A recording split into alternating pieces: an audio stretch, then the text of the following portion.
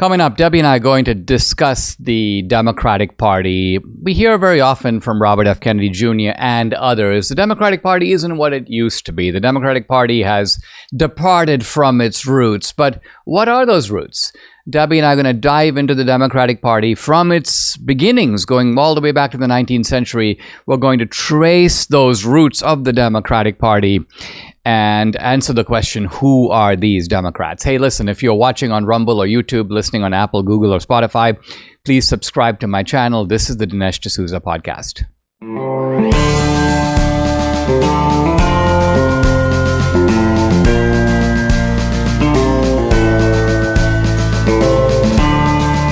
America needs this voice. The times are crazy. In a time of confusion, division, and lies, we need a brave voice of reason, understanding, and truth. This is the Dinesh D'Souza podcast. Who are these Democrats? This was the subtitle of our film, Hillary's America, which came out in 2016. But it's a very appropriate header for the podcast today and for the weekend. Debbie and I thought we'd dive into the Democratic Party and try to answer the question, is this a party that began in a sort of a decent way in the early 19th century, had an impressive and glorious history through the 19th century, was elevated by FDR and LBJ, even did pretty well under the Clintons, and only then sort of took a dark turn. This is the underlying premise of a lot of rhetoric that you hear today. Robert F. Kennedy Jr., this isn't the party of my father and his brother. It's not the party of JFK, and it's not the party of RFK. Now, to a degree, we obviously agree. But the larger narrative is something that I think Debbie and I want to examine and want to question. And we're going to devote pretty much the whole podcast today to exploring this in some detail. Let's remember that this is a trope. This idea of the Democratic Party having changed, I didn't lead the Democratic Party left me. There's a lot of people who say something like this, and so did Ronald Reagan. Reagan, in a sense, began as a Democrat. He was attached to the Democratic Party. His own father, Jack Reagan, worked for the New Deal. He was part of the New Deal administration. And so Reagan saw the Democratic Party of FDR as the party that helped to defeat the Nazis, helped to pull America out of the Depression. So the Democratic Party was kind of doing a good job until it made a turn. Now, obviously, for Reagan, the turn wasn't in the 21st century. It wasn't Obama. It was much earlier. And so as early as 1964, Reagan gave his Goldwater speech and basically said, the Democratic Party has left me. But think about it. There's something a little odd because Reagan says it in 1964. Robert F. Kennedy says it in 2024. So, basically for more than half a century, people are saying the same thing. The Democratic Party used to be okay, and then it left me. So all of this raises the question, did the Democratic Party at some point, and I know that there's some people who don't like to even say the word Democratic Party. They chastise me. They're like, Dinesh, it's the Democrat Party. This is a case where... I say that. Yeah, Debbie says this. This is a case where I don't like to get caught in this kind of nomenclature. It's similar to people say, Dinesh, America's not a democracy, it's a republic. Yeah, it is a republic, but, it's a constitutional republic, and embedded in that constitutional republic is, in fact, a democratic system of government. So calling America, for example, a democracy understanding that we mean a constitutional democracy, I don't think is that big of a deal. But it's because the left uses it a lot. The Democrats use it all the time. Well, I think what people are upset about is the conflation between the name Democratic Party and a democratic, small d, system of government. We do have a democratic system of government. Yeah, but what I mean is that the Democrats never call it a republic. They never want to say it's a republic, probably for the same reason that we don't want to say it's a democracy. Well, you're right. The Democrats don't like to say it's a republic, and why? I think here's the reason. They don't like the idea of the Senate. They don't like the idea of the Electoral College. Right. They want to push us toward a popular vote. So to them, the word democracy is essentially nothing more Mob rule. than the popular will of the people. Yep. Whereas for Republicans, it's important to note that, yeah, we're a democracy, but not in the ancient sense. We're a representative democracy. And we have all kinds of deliberative filters that slow down the democratic process, including a Supreme Court that can knock out democratically passed laws that are inconsistent with the Constitution. So the Constitution functions as a kind of supreme law, above, if you will, democratic decision making. So this is what you're getting at. Yeah, yeah. And that's why I think it strikes a chord with a lot of Republicans. They're like, remember, Dinesh, we are a republic, and we are, and the Democrats don't like that. So I think that it's a little nuanced, going back and forth, but I think it's important to note that they hate that because they do want, at the end of the day, they want mob rule. The reason I somewhat resist this sort of, let's call them the Democrat Party instead of the Democratic Party. Imagine the Democrats go, we're not going to call you the Republican Party anymore. We're going to call you the Republic Party. It'd be odd, right? Because we get to name ourselves. We'll call ourselves Republicans. We're the Republican Party. So everyone's expected to use our name for our party. And so for this reason, almost a certain kind of customary deference, I do that. But let's focus on something that is seemingly not directly related to our topic of today, but I think it is related. And that is the recent decision in Venezuela by the government to use the courts and go after the people who ran against Maduro. Now, you and I know that was a corrupt election with massive shenanigans, and we're not in the minority here. Pretty much the whole world thinks that. The State Department thinks that, although they're not doing anything about it. This was an illegitimate election that's put an illegitimate regime, that has kept an illegitimate regime in power, and yet they're following a certain playbook in going after the people who question the election, calling them election deniers, claiming that they need to be investigated and prosecuted. Well, the Attorney General just issued a warrant for Gonzalez's arrest. Is just Gonzalez today. the guy who ran against Maduro? Yes. So this was the hand-picked That's right. guy representing Maria Corina Machado, who was not allowed to run. Who will probably also get arrested. And so they're going after these people as election deniers. That's right. And you were like, this morning you were saying to me, you're like, don't people see the parallels? They don't. It's crazy. I think they do, though. Yeah. See, I think that now it could be that there are certain rank and file. We see the parallels, and conservatives see the parallels, but the left never talks about the parallels. Why? But see, I think that they don't talk about the parallels because they do see them. In other words, see, let's put it this way. The State Department, the Democrats, the pundits, they've been saying that the Venezuelan election is illegitimate.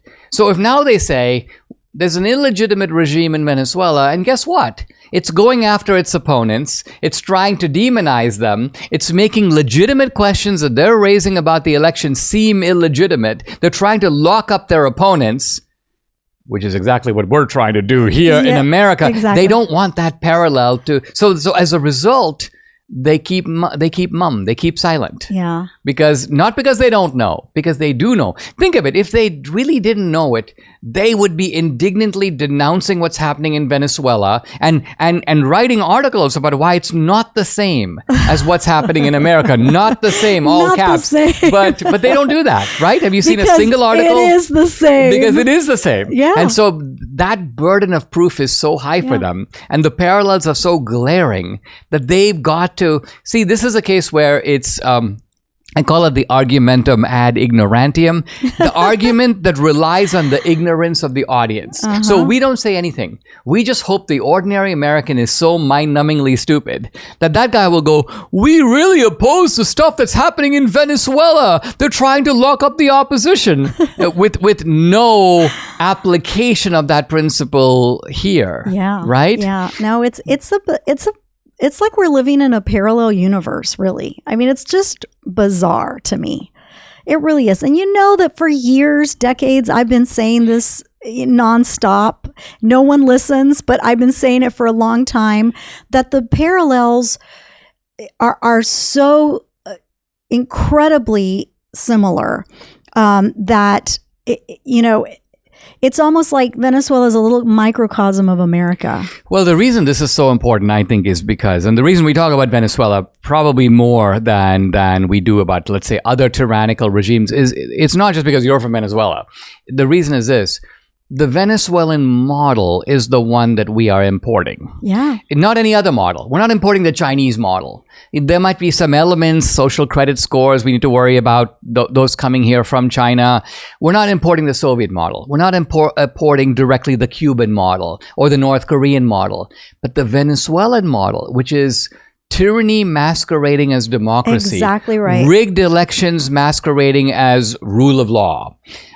Censorship, all the ingredients. Right. And so for years, in fact, we've got a little bit, I've got to make a little bit of a confession here, because you had outlined 7 or 8 parallels. At least. Yeah. And then in the movie Trump Card, the two of us talked about this, and we also had other people in the movie talking about the parallels to Venezuela. Mm-hmm. The theme was socialism. How is Venezuelan socialism similar to our socialism? And I was like, because you had voter fraud on the list. Yeah, and we actually did a segment in the movie that was cut from the movie, because you're like, that's not a parallel. Right. This was prior to 2020, and I was like, because I wanted the parallels to be obvious. Yeah. In a sense, that parallel was anticipatory, meaning it was almost a forecast of what was to come. So had we put it in, it would have seemed eerily prophetic. But I didn't know the future. I was talking about things that had been done in the past, because, as you know, I knew Catherine from True the Vote. Catherine Engelbrecht from True the Vote. Yep. I met her in probably 2010, around there, and I was involved with voter fraud back then. So I knew that was a parallel because we had seen it in Texas, and we knew that it was prevalent in America. And then little did any of us know that there would be such a dramatic escalation of the fraud in 2020. Are you feeling overwhelmed by the increasing cost of health insurance? Have you had enough of not having control over your healthcare dollars? Introducing Share Right. It's healthcare done the right way. At Share Right, you're not just a number, you're part of a caring community. And forget about paying excessive premiums. With Share Right, you stand to save 30 to 50% compared to health insurance. So think about what you could do with all those savings. But it's more than just savings. Share Right ensures you have access to the care you deserve precisely when you need it, from routine checkups to unexpected emergencies. With Share Right, your healthcare is their top priority. So empower yourself today. Take control of your healthcare costs. Visit shareright.org/Dinesh. Learn more. See how much you can save. Visit shareright.org/Dinesh. That's shareright.org/Dinesh for healthcare done the right way. You asked, and MyPillow, listen, they're finally bringing you the most requested offer ever. Right now, you can get the queen size premium MyPillow. This is their best-selling, most commonly used pillow. It's for just $19.98. MyPillow is made with patented adjustable fill. It adjusts to your exact individual needs regardless of your sleep position. It helps keep your neck aligned and holds its shape all night long so you get the best sleep of your life. But that's not all. There are good deals all around. Get the 6-piece MyPillow kitchen or bath towel sets, just $25. The brand new mattress topper, as low as $69.98. The famous MyPillow bed sheets, as low as $25, and so much more. Here's the number to call, 800-876-0227. The number again, 800-876-0227, or go to mypillow.com. When you use promo code Dinesh, you get big discounts on all the MyPillow products, including the premium queen size MyPillow, only $19.98. That's the lowest price ever, so don't delay. Order today. Go to mypillow.com. Don't forget to use the promo code. It's DINESH, Dinesh. Debbie and I are doing our Friday roundup, and our theme for today is the Democratic Party. Who are these Democrats? In other words, what we're trying to get at here is the underlying sort of DNA of the Democratic Party. Why is this important to do?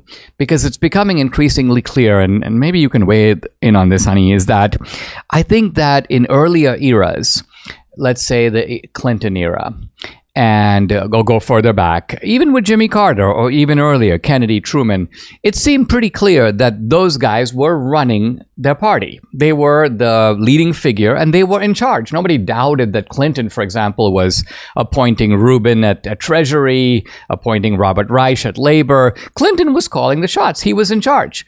But we've had this recent phenomenon with Biden, and I think we're going to have it with Harris if she makes her way across the finish line, where, in a sense, they don't run the party. The party runs them. And so this is why it's even more important to figure out the DNA of the Democrats, because it's that DNA, it's that regime with its kind of inner momentum that is now swapping out its so-called leaders at will. Yeah. We don't like this guy, move him out, put him on the beach, bring her in. And do you agree that there has, in this sense, there has been a shift? Well, I mean, I would argue that even with Obama, if you recall, people would say that Obama was a puppet, that Soros was running the Democratic Party, and that Obama was the chosen one, right, to help, be the face of it. I don't know how true that was. But I mean, that's a fascinating idea, because Obama came out of nowhere. Right. He was not a particularly intelligent guy, although he had a good way of camouflaging that. He had a good way of, scratching his head and clearing his throat and making distinctions, between ISIS and ISIL. So people thought, this guy's obviously really smart, even though he himself doesn't know the difference between ISIS and ISIL. He probably just picked up that phrase. So, and so they elevated him into some kind of intellectual, right? He's a constitutional scholar. No, he's not. He's never published a scholarly article on any topic. So you've got this vacuous character, but he's street smart, he's cunning, he's sly. And my own view on it is that Obama is he is talented at gangsterism. So he was, in fact, running the Democratic Party. Now, he might have been running it in full cooperation. He might have recognized that even gangsters need financial backers. Think about it. He could have been the mafia kingpin, but it's still the mafia. Exactly. But the point is, he is the kingpin. And the kingpin does call the shots. He's Don Corleone. Now, with Biden, although Biden was I think the Don Corleone of the Biden family. Yeah. So Biden was, James Biden, your assignment is this, and Frank Biden, you go over to Costa Rica. Hunter Biden, you're my bag man for Ukraine. I have no doubt that's the case. Yeah. But with regard to the country, think of it. Who's running the country right now? Yep. You see pictures of Biden. He's on the beach. He's reclined at about a 70-degree angle. Typically, his eyes are closed and his mouth is open. In a rare case, he took a phone call. And in fact, one of these sort of Democratic shills, one of these social media guys who is probably on the Democratic payroll, but if not, is nevertheless a Democratic sycophant. It's like, look at Biden. He's doing business even on the beach. This seems to be the solitary phone call he's taken in like 3 weeks. Yeah. Right? So Biden's not running the country right now. How eerie is this? We are living in a supposed democracy, but a bunch of unnamed guys let me ask you making decisions. Why is it that the Republicans aren't demanding that he resign? I'm guessing for the opportunistic and somewhat pragmatic reason. They don't want Kamala. They want Kamala to be the incumbent president, basically 2 months before the election. I agree. I would not do that either, because that gives her the inside track to a degree. I, to be honest, don't think she was running the country. No, she absolutely not. I always joked about Obama, this being his third term. Maybe. Have you seen that? There's a press conference, and I just saw a clip of it just a couple of days ago. Chuck Schumer is at the mic, and Kamala Harris is behind him, and she starts like talking out of turn, and Chuck Schumer just raises his finger as if to say, shut up. No. And she makes eyes like, oops, I guess I shouldn't be talking. No. Right? This Kamala Harris is very revealing, because it really shows you that she is subordinate, and she acknowledges Wow. it. And she's sort of like, I'm out of turn. Whoops, I shouldn't be speaking out. Sorry, teacher. Right? And Schumer is very authoritative. All he does is he raises a finger. It's almost like my dad used to do when I was like 7, right? My dad didn't have to yell. He would just look at me and raise his eyebrow, and I would be like, oops. Okay. All right. Sorry. That's right. I'm under your authority. Yep. And that was Kamala Harris. So this is a feature of the Democratic Party. But let's answer the fundamental question we raised at the outset, which is this. Do you think that the Democrats have undergone some mutation that makes them unacceptable now while they were acceptable before? Or do you think that this was always the party of gangsters? Always. Yes. And how do you? We'll do a little bit of a quick potted history of the Democratic Party, but before we do that, how do you explain the seeming anomalies? Right? I mean, there's clearly, you wouldn't say Jimmy Carter as a president was a gangster. I mean, certainly he didn't benefit from the presidency as far as we know. He seemed to be straight-laced to that degree. What about Truman? Doesn't RFK have a point when he says that the party of JFK and RFK is completely different than the Democratic Party of today? It could be that these people were anomalies and they didn't even know that the party that they were running in was this bad.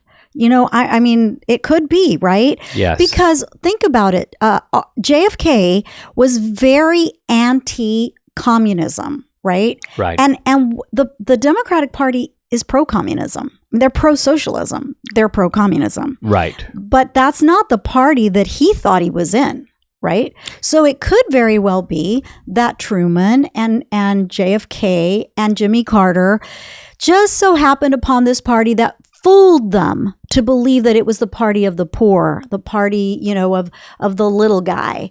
And maybe perhaps they were fooled just like the rest of us. I mean, this is I think a key point, which is that the Democrats have a pro-socialism, pro-communism, and pro-fascism streak in their DNA. That's right. And we see this because the Democratic Party and the progressive movement, which dominates the Democratic Party, grew up alongside fascism and communism.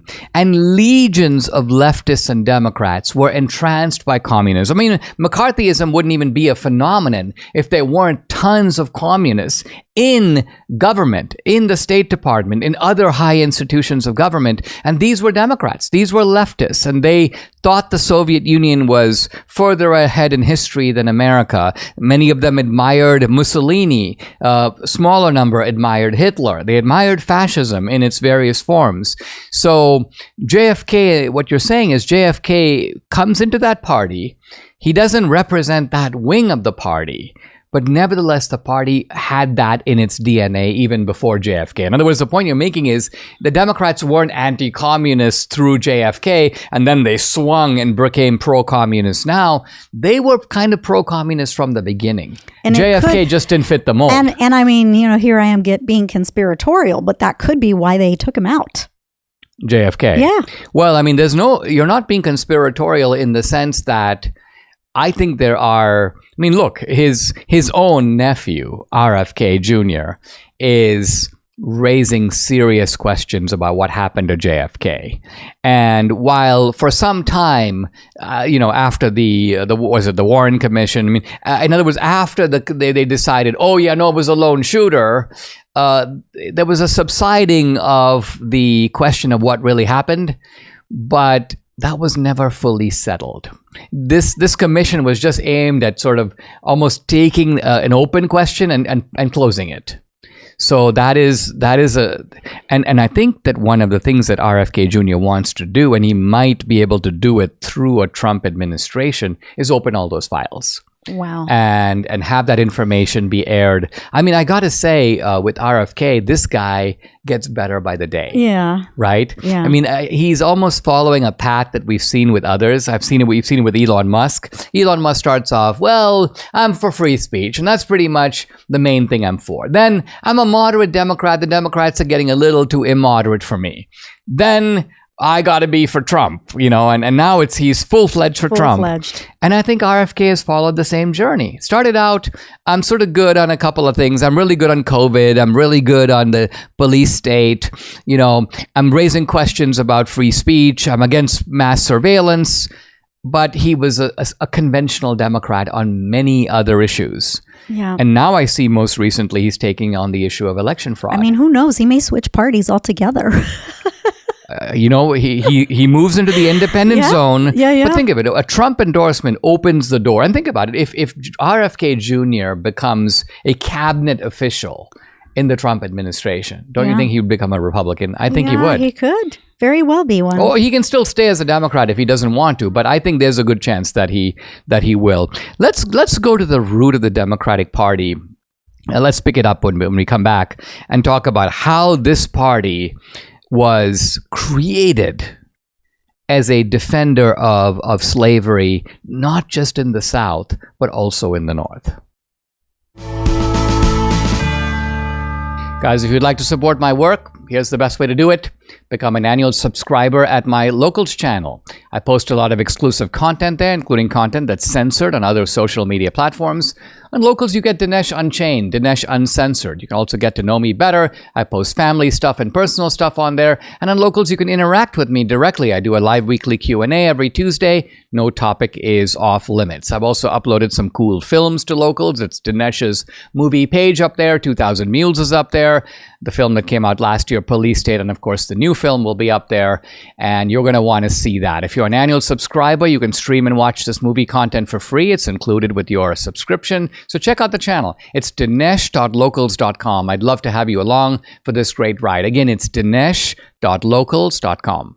One of the core themes of the Democratic Party right from its founding is that the Democratic Party began as the party of slavery. Now, this is not something that you learn in the textbooks. Honey, interestingly, when you and I went to college, we had textbooks that basically portrayed the Democratic Party. It's the party of the common man. And it's the party that... party for the poor. Party for the poor. A party that fought for civil rights. And there was no mention. Now, the slavery issue is discussed in textbooks, but it's discussed as a North-South issue. Mm-hmm. And what is not said is that both in the North and in the South, there was a party that actively defended the interests of the slave owner. Explicitly in the South, it was the Southern Democrats. But in the North, not only were the Northern Democrats allied with the Southern Democrats in protecting slavery, but they were with the immigrants creating a plantation system of their own. It was a different type of plantation system. It was based on the idea that I'll give you a bottle of whiskey and maybe refer you to my friend Gus, who will give you a job in exchange for your vote. Wow. So it was creating government dependency of a different kind. I think Martin Van Buren, who came after Andrew Jackson, so Andrew Jackson was the founder of the Democratic Party. He was a Southern slave owner. But Van Buren was the architect of the Northern plantation system. And intellectually, very few people have connected the plantation system of the North because it took a different shape. It wasn't called a plantation system. It didn't have physical plantations, although it did for some people. Think about where the American Indians live. Yeah. No, they live on reservations. It's dependence. It's dependency in both dependency. cases. That's the uniting thread. When did we had a very pleasant dinner with some of your professors a few years ago. This was obviously long after you and I were both out of college. And I remember something kind of funny. What was the name of your professor? I've tried to remember. Dr. Heinsohn. And I was working on my book, Death of a Nation. We were doing a movie on the plantation theme. And he goes, "Oh, Dinesh, well, what are you working on?" So I go, "Well, I'm working on a new film and a new book." And I hesitated because I knew that this is, he's a mainstream academic. And I was a little hesitant to spell out the theme. So I hedged it. I go, well, what I'm really saying is that the Democratic Party in the North and in the South, from its very beginning, is the party of the plantation. and what makes me laugh is that he looks over and he goes, "Well, everybody knows that." and I was like, I was approaching the topic with extreme caution, thinking that you might... I will say this. He's extremely intelligent, and I learned a lot from him. And I knew he was a right-winger even when I was in college. College, graduate of class of 88. So he had it going on back then. So he knew a lot. And yet you said that one reason you knew he was a right-winger was not because he was explicitly political, but because he wasn't. He wasn't. Exactly right. And the left-wingers were all explicitly political in the classroom. And if somebody wasn't, you're like, I wonder if that guy's a conservative. As sure enough, he turns out that he was. So the Democrats are the party of slavery. And I want to emphasize how bad this is and to what degree what I'm saying is true. If you go to 1860, which is the year in which the Civil War began, and you ask yourself, of the 4 million slaves in the country, there were 4 million slaves. So slavery increased dramatically. There were about 2 million slaves in the country in 1830. By 1860, it was 4 million. That was the kind of heyday of slavery, the peak of slavery. And you ask, how many of these slaves were owned by Democrats and how many of these slaves were owned by Republicans? I'm now in a position to answer this question. The number of slaves owned by Republicans in 1860 out of 4 million is approximately 10. Approximately 10. These are Republicans living in the border states. In fact, many of them started as Democrats. Yeah. But they switched over to the Republican Party. They were Southerners and slave owners who were trying to avoid secession. That's why they allied with the Republican Party, thinking that they could stave off secession. But think of what that means. Now, there were a few other parties, but what it means is that the vast, vast majority of those 4 million slaves, the overwhelming majority, over 90%, were owned by Democrats. Right. Now, I challenge you to find this, not only in any textbook, but in any historical documentary, any PBS documentary. Go to Ken Burns' The Civil War. It is uniformly suppressed. And it's suppressed not because it's, oh, Dinesh, you're saying something controversial. I'm saying nothing controversial. What I'm saying is completely documented and fully accepted by every liberal and leftist historian. It's just that they don't want this fact to get out. Yeah, well, it is controversial because it's true. It's controversial because it's true. That's the point I want to make. All right, let's fast forward past slavery. The Democratic Party was established, overwhelmingly the party of slavery, but it was also the party of racial terrorism, of lynching, of the Ku Klux Klan, of Jim Crow, of segregation. The Democrats were the architects of all those things. And that is another fact that is not well known. In fact, it was well known. It was so well known in the early part of the 20th century that the Nazis knew about it. The Nazis, in fact, when they were crafting the Nuremberg laws, we discussed this, by the way, in the film Death of a Nation. There's a fantastic scene where a group of Nazis around a table, senior level Nazis, are framing the Nuremberg laws and modeling them on the democratic laws of the Jim Crow South. Now, do you think, though, that they thought that it was the Democrat Party and not, because, again, they kind of made it seem like it was America. You see what I mean? No. So here's the thing. Here's the thing. No, they knew. There is a leftist historian at Yale who wrote a book called Hitler's American Model. Now, this guy knows full well that Hitler had no American model. Hitler had a democratic model, right? The Nazis knew it was the Democrats because they knew, first of all, it was only in the South. And second of all, they knew who was doing it. So they specifically said to one of the Nazis who had studied in Arkansas, they're like, you study the laws of the democratic South and show us what they are because we're going to use them as a model for the Jews. But the leftist historian at Yale wanted to hide this fact. So what he did was, instead of saying Hitler's democratic model, which would have been a massive blow on his own side, he makes it the American model. He pretends, he uses it for the anti-American purpose. He uses it to make it sound like, look at how horrible we must be as a country. Hitler's using America as his model. So this is a very deceitful, although I have to say from a certain distance, very shrewd and cunning move by a progressive leftist to hide the tracks of what Hitler truly admired. Hitler didn't admire, God bless America. Hitler didn't admire the American founders. Hitler didn't admire Lincoln. capitalism. He probably didn't admire Lincoln. No, he didn't admire Lincoln. He hated Lincoln. In fact, he denounced Lincoln. And he admired the American South, and he admired the people who ran the American South, which was, in fact, it was called the Solid South for the reason that it was solidly in the Democratic camp. Now, one of the things that's so interesting is that throughout the 20th century, blacks ended up migrating to the Democratic Party, the overwhelming number of them, and Hispanics too.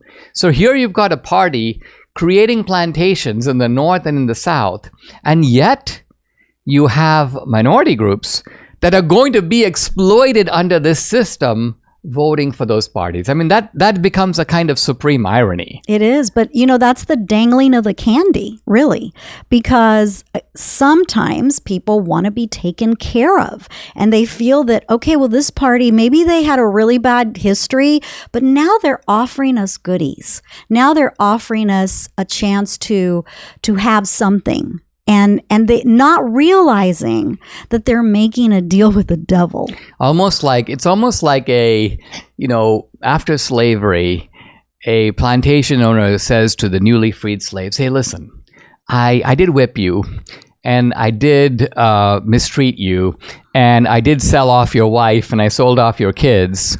But now that slavery is over, I want you to re-enter my family because I've got really good things planned for you. And here's the wonderful thing. And actually, Frederick Douglass, in one of his very poignant scenes, he's talking to his owner when he's a slave. And the owner says, Frederick, the good thing about you is that you never have to worry about your happiness. Your happiness is my problem. I am in charge of your happiness. Think about it. And he was kind of trying to sell young Frederick Douglass on the idea that he, the master, would make sure that Frederick Douglass, as a possession of his, would be happy. In other words, that Frederick Douglass's interests were somehow aligned with the master's. I think the Democrats are still trying to do that. They're still saying to Hispanics and blacks, don't worry about your happiness. Leave it to us. That's right. Except Frederick Douglass was too smart. Yeah. And Frederick Douglass's master was not one of the harshest of the masters. He wasn't one of these guys. And interestingly, when Frederick Douglass was later free, he went to see this man. Yeah. Right? And this man was indignant, and he was like, "Why did you run away? Why did you run away from me? I was a kind master." And Frederick Douglass had a very interesting thing to say. He said, I didn't run away from you. I ran away from slavery. So what Frederick Douglass is saying is that it is slavery that is the oppression. It doesn't matter if it's a good master. And by the way, think about it. Historically, this is what the American founders thought, right? The American founders thought tyranny coming from the British doesn't depend on whether it's a good king or a bad king. Because kings are going to differ. Some will be more benevolent, others will be more tyrannical. But the American founders said, we reject the idea of kingship because we want to rule ourselves. Right. And the same can be said of anti-slavery. I reject the idea that I should be the possession of some other person. Mm-hmm. I want to be in the driver's seat of my own life. And I think what we're seeing now, with more and more blacks, more and more Hispanics that are breaking with the Democrats, is that they are saying, we're leaving the Democratic Party. And it's not just that we're running away from you, we're running away from oppression, from the intrinsic oppression that your party represents. And Debbie and I've sketched, however, briefly, we've done a sort of tour d'horizon, a kind of quick run through of the history of the Democratic Party.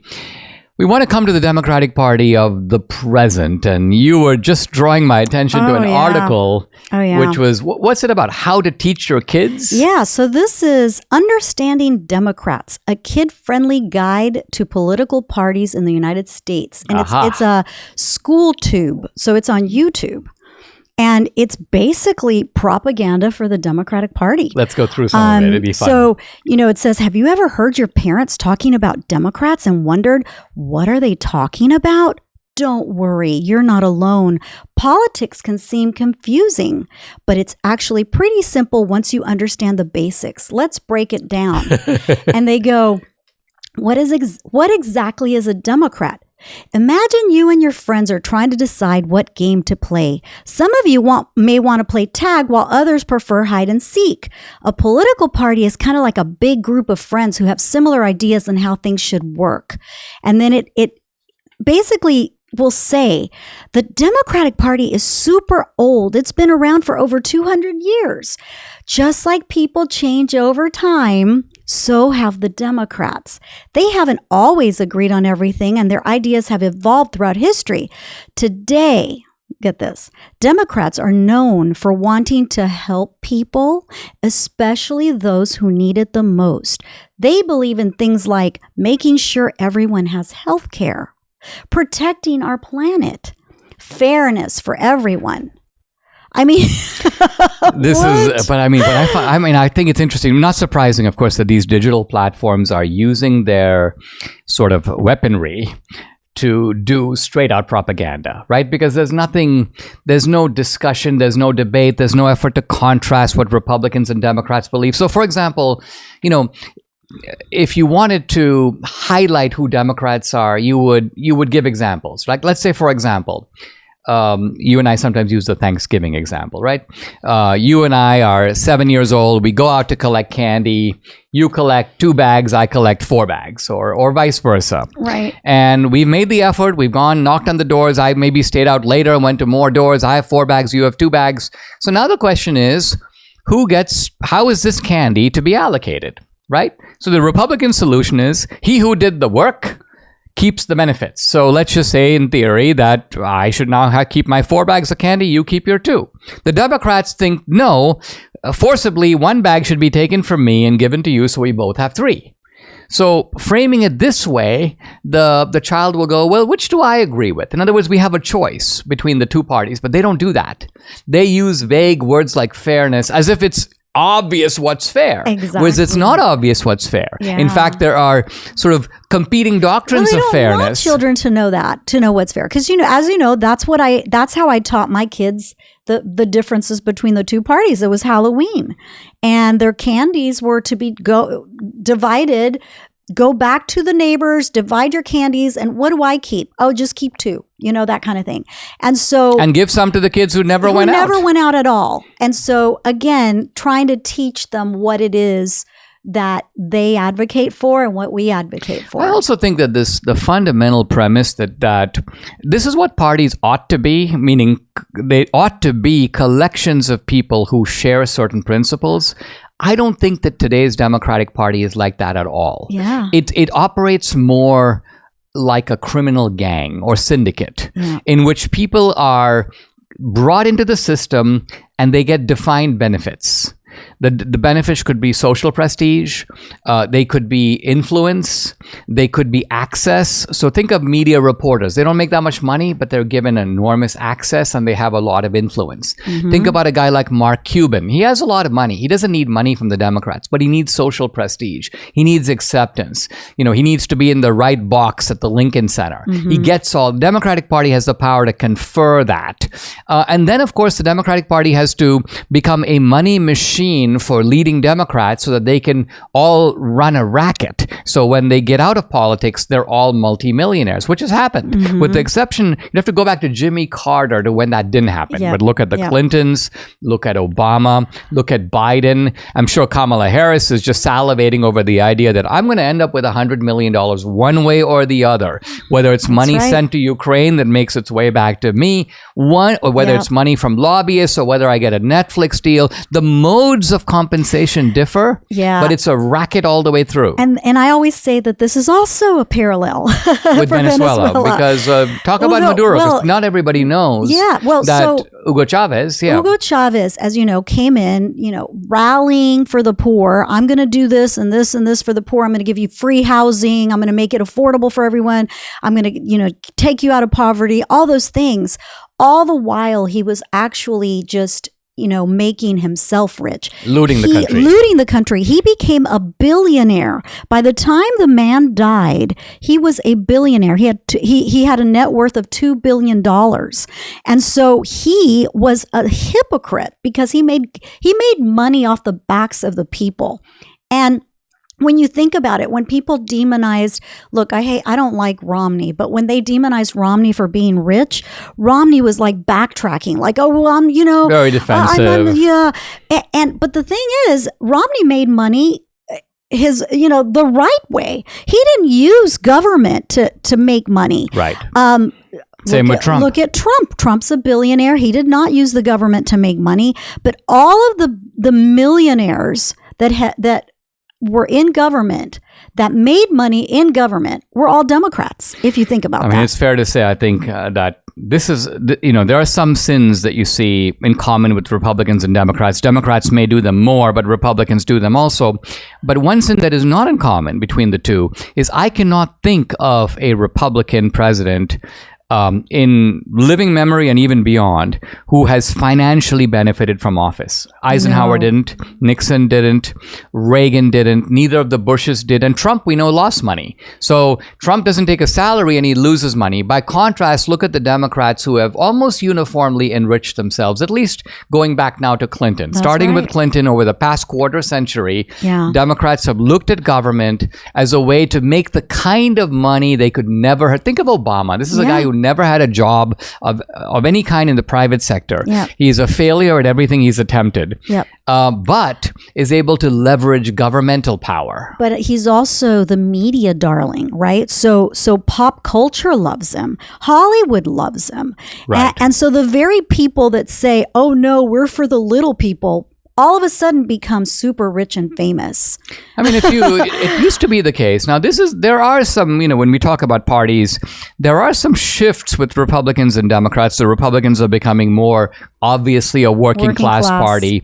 And I also think that if I think back to when I first came to America, the 1980s and early 90s, if you had looked at CEOs of major corporations, for example, they inclined Republican, not heavily, maybe 60-40. And if you looked at billionaires, they broke either way. But I would have guessed on the balance more for the Republicans than for the Democrats. But today it's the opposite. Today the Democrats are quite clearly the party of the rich. If you made a list of their billionaires and our billionaires can be counted on two hands. I mean, honey, I was looking at the money raised by Kamala and by Trump in the swing states. The Democrats lead that department. But that's when you say in the swing states, the money doesn't come from the swing states. It comes the swing states. I'm just saying that they have a lot of money. The donors for the Democrats, I mean, are super uber rich, and they're the ones lining their pockets. But so how could they be the party of the poor and we're the party of the rich when they have more money than we do? Exactly. And let's drill into a little bit of why. The Democrats basically raise most of their money from New York and California. And there are many billionaires in both those places. By and large, it's Wall Street, it's Silicon Valley, and it's the entertainment world. And they funnel large amounts of money to the Democrats. The Republicans have only one rich state, and that's Texas. But the Texas billionaire is not the same. The Texas billionaire is actually more tight-fisted than the New York billionaire or the California billionaire. A Texas billionaire will not say, by and large, I'll give 1/10 of my net worth. Think about it. People like Warren Buffett will say, I will give all my money to these charitable causes. Bill Gates says the same thing. And Soros, Soros is worth $37 billion. He's putting $25 billion into political causes. I mean, I don't get it. I do not get it. Why is it that they cannot see this? And look, if we lose Georgia and Pennsylvania, I think we lose the White House. These are two states that Elon Musk could make the difference. People like Elon. I mean, Well, Elon Musk, to his credit, Elon Musk has maybe $220 billion. He spent 40, which is a giant, that's 12% of his entire net worth to buy X. So this is a guy who actually does put his money where his mouth is, right? Now, you're saying Elon isn't investing as heavily as he maybe could in partisan politics, and then maybe that's true. Remember, he's a real newcomer. I'm talking about people like the Koch brothers and others. They have giant resources. I get it. And they are utterly, I don't know if utterly worthless is going too far, but pretty close to useless. I think, look, they think that their money is safe. And I'm here to tell them that if we become Venezuela, their money is the first to go. Well, and not to mention the fact, I mean, exactly. Now, they might think that they have enough that they will still be okay. But when a guy who has $1 billion suddenly realizes that its purchasing power has dropped, by 80%, suddenly this is not a guy who is one of the movers and shakers of the world. You have now basically, you might get by. You might have enough to get by even in a destroyed United States. But the sad truth is not only that your lifestyle is wrecked, but you are now complicit in the destruction of your own country, the country that sustained you and built you to where you are now. Far from giving back, you're giving back nothing. You are actually collaborating with the people, or at least you are doing nothing to resist the people who are trying to take the country down. And that will have a much more devastating effect on many of your fellow citizens. Subscribe to the Dinesh D'Souza podcast on Apple, Google, and Spotify, or watch on Rumble, YouTube, and SalemNow.com.